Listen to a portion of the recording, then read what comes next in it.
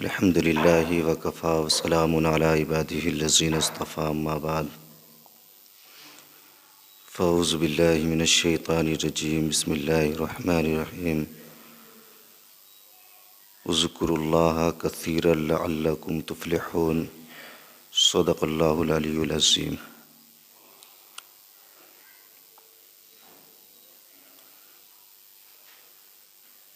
درود پڑھے نبی اور آل نبی پر، اللہم صلی علی سیدنا شفیعنا حبیبنا مولانا محمد بارک وسلم صلو علیہ صلاۃ و سلام علیک یا رسول اللہ صلی اللہ تعالی علیہ وآلہ وسلم۔ حضرات محترم،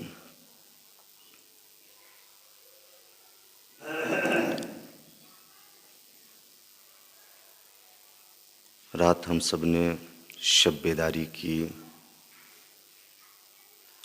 آج شعبان کی 15 تاریخ ہے۔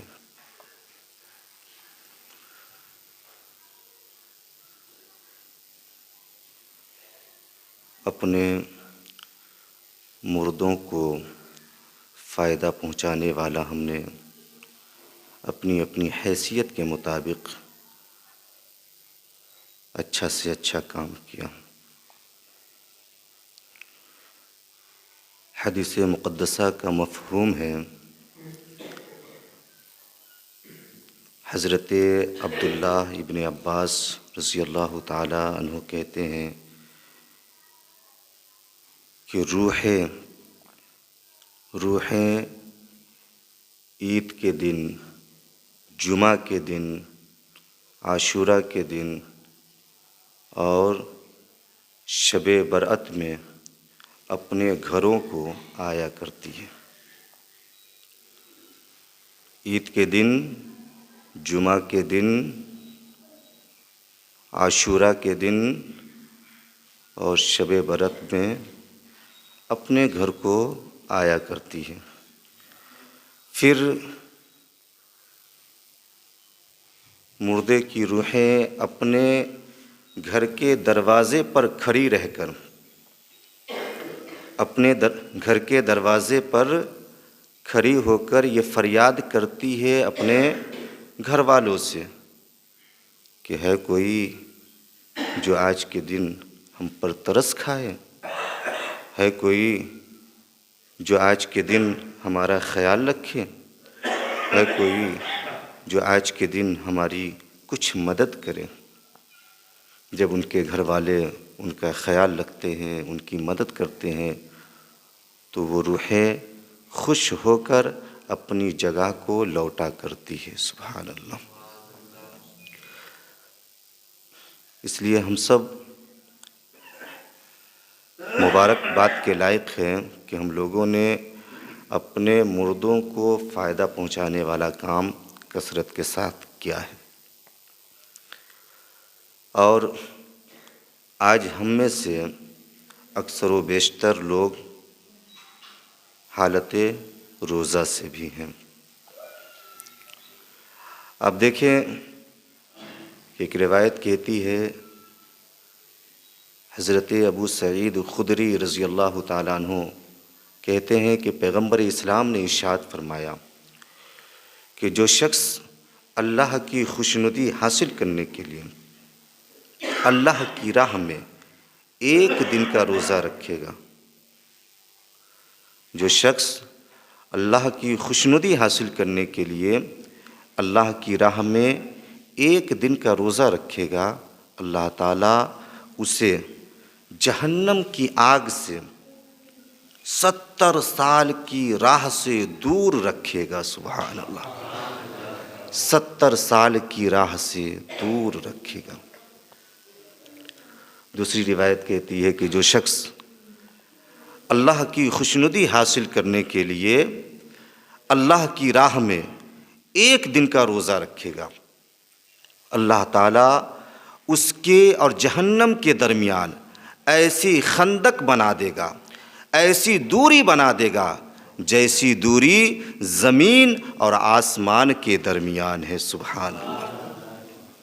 تو آپ اندازہ لگائیں کہ جب ایک دن کا کوئی روزہ رکھے تو اسے اتنا بڑا فائدہ مل رہا ہے، جو کئی دنوں کا روزہ رکھے اسے نہ جانے کتنا بڑا فائدہ حاصل ہوگا۔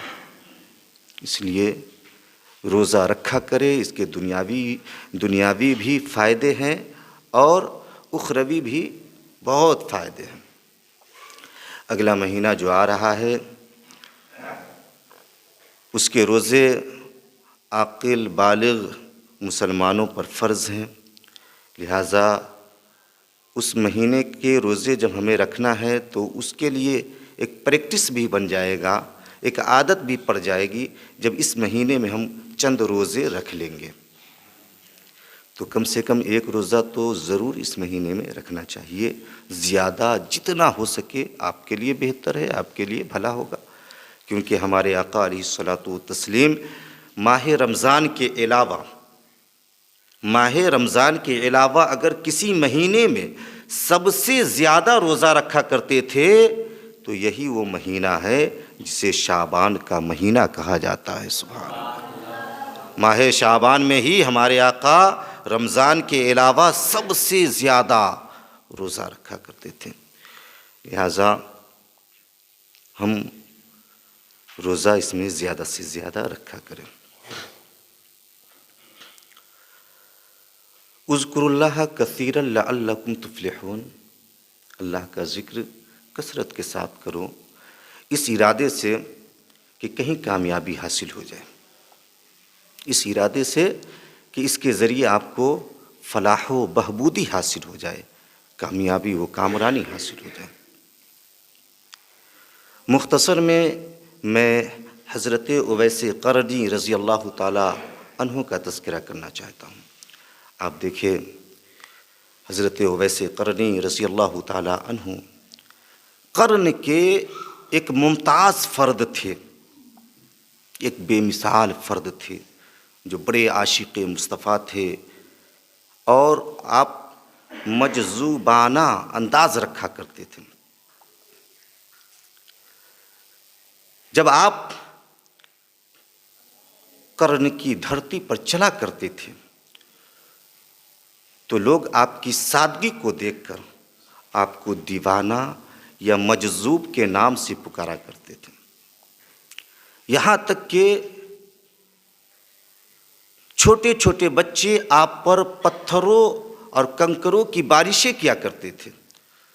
تو حضرت اویس قرنی رضی اللہ تعالی عنہ اس بچے سے کہا کرتے تھے کہ سنو، چھوٹا چھوٹا کنکر مارنا، چھوٹا چھوٹا پتھر مجھے مارنا، تاکہ میرے جسم سے خون نہ نکل پائے اور میرا کپڑا نماز پڑھنے کے لائق موجود رہ پائے۔ یعنی اتنا بڑا پتھر مت مارنا کہ جس کے ذریعے خون نکلے اور میرا کپڑا خراب ہو جائے اور وہ نماز پڑھنے کے لائق باقی نہ رہے۔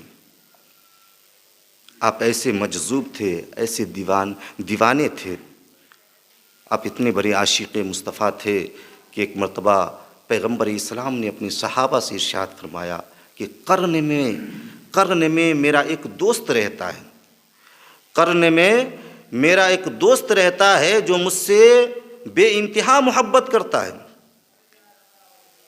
بے انتہا محبت کرتا ہے، اور اس کا مقام و مرتبہ رب کی بارگاہ میں اتنا بلند و بالا ہے کہ بروز محشر اللہ رب العزت اس کی سفارش سے بہت سارے لوگوں کو جنت میں جگہ عطا فرمائے گا۔ سبحان اللہ، جنت میں جگہ عطا فرمائے گا۔ تو صحابہ نے عرض کیا یا رسول اللہ، جب وہ آپ سے اتنا عشق رکھتا ہے، اتنی عقیدت رکھتا ہے، اتنی محبت رکھتا ہے، تو پھر وہ آپ کی بارگاہ میں حاضر ہو کر صحابیت کا درجہ کیوں نہیں حاصل کر لیتا؟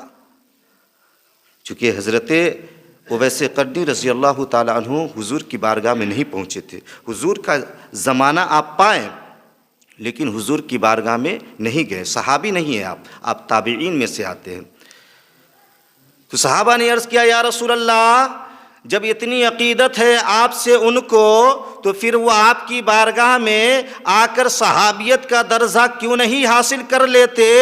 تو کونین کے دولہا فرماتے ہیں کہ میرا وہ دوست نہیں آ سکتا، نہیں آ سکتا، اس کے ساتھ مجبوری ہے، اور مجبوری یہ ہے کہ اس کی ماں ہے جو ضعیفہ ہے، چلنے سے معذور ہے، دیکھنے سے معذور ہے، وہ بھی ایمان والی ہے۔ میرا وہ دوست دن میں مزدوری کرتا ہے اور اس مزدوری سے اسی ماں کی خدمت میں لگا رہتا ہے۔ سبحان اللہ، اس مزدوری سے جو اجرت ملتی ہے اسی ماں کی خدمت میں اسے صرف کیا کرتا ہے، ہمیشہ اپنی ماں کی خدمت میں لگا رہتا ہے۔ تو اب دیکھیں ماں باپ کی خدمت کا اثر، کہ حضور فرماتے ہیں کہ ماں کی خدمت کا یہ اثر ہے۔ صحابیت کا درجہ تو اسے حاصل نہیں ہو پایا، لیکن ماں کی خدمت کا اثر دیکھے کہ رب قدیر کی بارگاہ میں میرا دوست اتنا مقبول ہو چکا ہے کہ بروز محشر اس کی شفاعت سے اللہ تعالیٰ بہتوں کو جنت میں جگہ عطا فرمائے گا۔ صحابہ نے عرض کیا یا رسول اللہ کیا ہماری ملاقات ان سے ہو سکتی ہے؟ حضور نے فرمایا کہ ہاں ہو سکتی ہے، لیکن تم سب کی نہیں، صرف حضرت عمر اور حضرت علی کی ملاقات ہو سکتی ہے۔ تو حضور نے فرمایا کہ جب تمہاری ملاقات ان سے ہو تو تم انہیں میرا سلام کہنا، اپنے لیے بھی دعا کرانا، اور میری گنہگار امت کے لیے بھی ان سے دعا کرانا۔ سبحان اللہ۔ اب دیکھیں حضور جنتی صحابہ سے فرما رہے ہیں، عشرہ مبشرہ میں جو شمار کیے جاتے ہیں وہ معزز صحابہ سے حضور فرماتے ہیں کہ آپ اپنے لیے بھی ان سے دعا کرانا اور میری امت کے لیے بھی ان سے دعا کرانا۔ جبکہ ان معزز صحابہ کو حضرت اویس قرنی کی دعا کی کوئی ضرورت ہی نہیں تھی، جبکہ حضور نے ان کے حق میں دعا فرما دیا تھا۔ سبحان اللہ، وہ جنتی ہو گئے تھے، لیکن حضور اپنی امت کے لوگوں کو ایک پیغام دینا چاہ رہے تھے، اور وہ پیغام یہ ہے کہ وہ میرے چاہنے والوں، وہ میرے ماننے والوں، جو تقوی اختیار کر کے، جو ماں باپ کی خدمت کر کے، جو اعمال صالح اکٹھا کر کے رب کی بارگاہ میں مقبولیت حاصل کر لے، تم ان سے دعا کرایا کرو، تم ان سے دعا کرایا کرو، کیونکہ ان کی دعا کے صدقے تقدیر بھی بدل جاتی ہے اور زندگی بھی سنور جایا کرتی ہے۔ سبحان اللہ، تقدیر بھی بدل جایا کرتی ہے اور زندگی بھی سنور جایا کرتی ہے۔ لہٰذا ہم اولیاء کرام سے دعا کرایا بھی کرے اور خود بھی اپنے لیے بھی دعا کیا کرے اور اپنے مردوں کے لیے بھی دعا کیا کرے۔ اور اگر اللہ رب العزت نے ماں باپ کی وہ خوبصورت دولت آپ کو عطا فرمایا ہے اور ابھی تک موجود ہے، تو آپ ان کی قدر و قیمت کا احساس رکھے، ان کا احترام کرے، انہیں خوش رکھے۔ اگر یہ دونوں خوش ہو گئے تو سمجھ لیجئے اللہ بھی آپ سے خوش ہو جائے گا، رسول اللہ بھی آپ سے خوش ہو جائیں گے۔ اگر یہ دونوں آپ سے ناراض ہو گئے یا ان میں سے کوئی ایک آپ سے ناراض ہو گیا تو پھر نہ نماز آپ کو فائدہ پہنچا پائے گی، نہ روزہ آپ کو فائدہ پہنچا پائے گا، نہ زکوٰۃ آپ کو فائدہ پہنچا پائے گی، نہ حج آپ کو فائدہ پہنچا پائے گا، نہ کوئی امام آپ کو فائدہ پہنچا پائے گا، نہ کوئی پیر آپ کو فائدہ پہنچا پائے گا، کوئی بھی اعمال صالح آپ کو فائدہ نہیں پہنچا پائے گا جب تک کہ یہ دونوں آپ سے خوش نہیں ہوں گے۔ یہ دونوں خوش ہو گئے تو پھر اعمال صالح بھی آپ کو فائدہ پہنچائیں گے، پیر و مرشد بھی آپ کو فائدہ پہنچائیں گے۔ اگر یہ دونوں ناراض ہے تو کوئی بھی ذات، کوئی بھی اعمال آپ کو فائدہ نہیں پہنچا سکتا ہے۔ لہٰذا پہلے اپنے گھر کی جنت کو خوش رکھے، اپنے گھر کے جنت کے دروازے کو خوش رکھے۔ آپ کے گھر میں جنت بھی ہے، جنت کا دروازہ بھی ہے، لہٰذا ماں باپ یہ جنت اور جنت کے دروازے ہیں، انہیں خوش رکھا کرے، ان کی خدمت کیا کرے، ان سے محبت سے بات کیا کرے، ان کا خیال رکھا کرے۔ ان کا خیال رکھیں گے تو ان کی دعا کے صدقے آپ دونوں جہان میں کامیاب و کامران رہیں گے، دونوں جہان میں کامیاب و کامران رہیں گے۔ آخری بات یہ کہ آنے والا مہینہ رمضان المبارک کا مہینہ ہے، بڑا ہی عظمت و برکت والا مہینہ ہے، جس کے بارے میں حدیث مقدسہ میں آتا ہے کہ جب رمضان المبارک کا مہینہ آتا ہے تو اللہ رب العزت آسمان کے دروازے کو کھول دیتا ہے۔ سبحان اللہ۔ جب رمضان المبارک کا مہینہ آتا ہے تو اللہ رب العزت رحمت کے دروازے کو بھی کھول دیتا ہے۔ جب رمضان المبارک کا مہینہ آتا ہے تو اللہ رب العزت جنت کے دروازے کو بھی کھول دیتا ہے۔ سبحان اللہ۔ اور یہ دروازے تب تک کھلے رہتے ہیں جب تک کہ رمضان کا مہینہ گزر نہیں جاتا، یعنی جب تک رمضان کا مہینہ رہتا ہے آسماں کے دروازے بھی کھلے رہتے ہیں، رحمت کے دروازے بھی کھلے رہتے ہیں، اور جنت کے دروازے بھی کھلے رہتے ہیں۔ سبحان اللہ۔ اور اگر بند رہتا ہے تو جہنم کا دروازہ بند رہتا ہے۔ سبحان اللہ۔ بند رہتا ہے تو سرکش جن اور شیاطین اس مہینے میں بند رہتا ہے۔ یہ تب تک بند رہتے ہیں، جہنم کا دروازہ اور شیاطین یہ تب تک بند رہتے ہیں جب تک ماہ رمضان رہتا ہے۔ جب ماہ رمضان گزر جاتا ہے تب یہ دونوں آزاد کر دیے جاتے ہیں۔ لیکن آپ اندازہ لگائے کہ جب تک ماہ رمضان رہتا ہے جہنم کا دروازہ بند ہو جاتا ہے، اور جو شیطان ہمیں ورغلاتا رہتا ہے، بہکاتا رہتا ہے، راہ حق سے دور کرتا رہتا ہے، وہ سرکش جن اور شیاطین بھی قید کر دیے جاتے ہیں، زنجیروں میں قید کر دیے جاتے ہیں 1 مہینے کے لیے۔ لہٰذا ہم لوگ ابھی سے کمر بستہ ہو جائے اس ماہ میں عبادت و ریاضت کرنے کے لیے، عبادت و تلاوت کرنے کے لیے۔ رب قدیر اگر آپ کو یہ موقع فراہم فرما رہا ہے کہ ماہ رمضان آپ کو نصیب ہو رہا ہے تو ہم اس کی قدر کریں، ہم اس کا احترام کریں، ہم اس کے فیض و برکات حاصل کریں۔ آپ دیکھیے کہ اگر کوئی ماہ رمضان میں روزہ افطار کسی کو کراتا ہے تو جتنا روزہ رکھنے والے کو ثواب ملتا ہے اتنا ہی روزہ افطار کرانے والے کو بھی ثواب ملتا ہے۔ سبحان اللہ۔ اور اس کے ثواب سے کچھ کاٹا نہیں جاتا، روزہ رکھنے والے کے ثواب میں کوئی کمی نہیں کی جاتی۔ یہ رب کی رحمت ہے کہ جتنا انہیں ثواب دیا جاتا ہے اتنا ہی روزہ افطار کرانے والے کو بھی ثواب عطا کیا جاتا ہے۔ سبحان اللہ۔ پل پل رحمتیں برکتیں نازل ہوتی رہتی ہیں ماہ رمضان میں، لہٰذا اسی مہینے سے ہم اس مہینے کی تیاری شروع کر دیں۔ چند روز یعنی آدھا اس مہینے کا حصہ ابھی باقی ہے، ہو سکے تو چند روزے اور رکھ لے، کیونکہ یہ پیارا مہینہ ہمارے نبی کو بڑا محبوب تھا، اور محبوب کی ہر شے محب کی نظر میں محبوب ہوا کرتی ہے، لہٰذا اس مہینے میں اور چند روزے رکھے۔ اذکروا اللہ کثیرا لعلکم تفلحون، اللہ کا ذکر کثرت کے ساتھ کرے تاکہ ہم سبوں کو کامیابی حاصل ہو جائے۔ ہم کامیابی حاصل کرنے کے لیے کیا نہیں کرتے، ایری چوٹی کا زور لگا دیتے ہیں، بڑی محنتیں مشقتیں کرتے ہیں، دور دراز کا سفر طے کر کے دوسرے ملک میں جا کر ہم کامیابی حاصل کرنے کی کوشش کرتے ہیں، لیکن قرآن کہتا ہے کہ اگر تمہیں کامیابی چاہیے، تمہیں کامرانی چاہیے تو تم اللہ کا ذکر کثرت کے ساتھ کیا کرو، تمہیں کامیابی بھی حاصل ہو جائے گی اور کامرانی بھی حاصل ہو جائے گی۔ سبحان اللہ۔ کامیابی بھی حاصل ہو جائے گی، کامرانی بھی حاصل ہو جائے گی۔ رب قدیر کی بارگاہ میں دعائے قلبی ہے کہ مولا تبارک و تعالی ہم سبوں کو نیک اعمال کثرت کے ساتھ کرنے کی توفیق عطا فرمائے، راہ مستقیم پر چل کر زندگی بسر کرنے کی توفیق عطا فرمائے۔ وآخر دعوانا الحمدللہ رب العالمین۔ السلام علیکم۔